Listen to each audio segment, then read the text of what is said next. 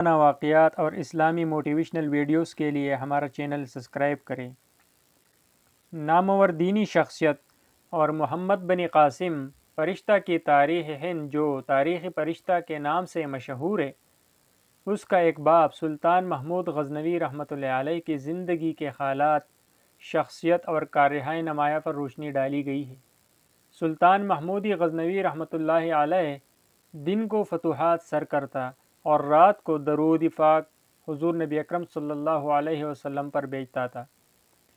ایک رات رعایا کے حالات معلوم کرنے کے لیے غزنی کے کسی محلہ میں جا کر دیکھ رہا تھا کہ ایک لڑکا کسی مسجد سے اندھیرے میں آتا، کوئی کتاب اٹھائے ہوئے ایک امیر آدمی کے گھر کے ساتھ جو شمعدان روشن تھا، کچھ دیر کتاب کو دیکھتا پھر واپس چلا جاتا۔ رات کے گشت میں سلطان نے اسے کئی بار ایسا کرتے دیکھا اور اس سے دریافت فرمایا کہ یہ تو کیا کر رہا ہے؟ اس لڑکے نے بتایا کہ وہ قرآن پاک حفظ کر رہا ہے۔ رات کو اندھیرا ہے، مسجد میں چراغ نہیں ہے، میرے پاس چراغ روشن کرنے کے پیسے نہیں ہیں۔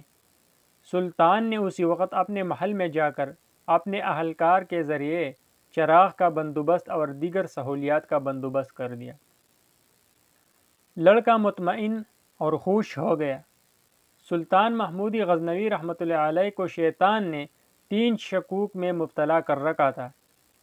ایک یہ کہ وہ شاید سبکتگین کا بیٹا ہے یا نہیں، دوسرا اس حدیث مبارکہ پر کہ میری امت کے علماء انبیاء علیہ السلام کے وارث ہے شک تھا، تیسرا قیامت برپا ہوگی یا نہیں کہ یہ دنیا پر ہی اچائی کی تعریف، برائی کی مذمت یعنی سزا مل جاتی ہے۔ طالب علم لڑکے کی مدد کرنے کے بعد سلطان المعظم رات کو آقائے دو جہان حضور نبی کریم صلی اللہ علیہ وسلم کی بارگاہ اقدس میں درود پاک کا نذرانہ پیش کرتے ہوئے سو گیا۔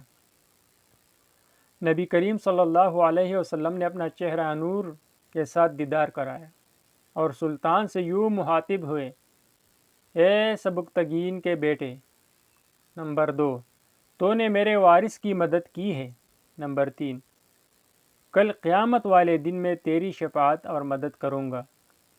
اس طرح سچے خواب سے ایک ہی الفاظ میں شیطان کی طرف سے دماغ میں ڈالے گئے تینوں شک دور ہو گئے۔ اللہ پاک تمام مؤمنین کو مساجد اور مستحق دینی و دنیاوی طالب علموں کی خدمت کی توفیق عطا فرمائے۔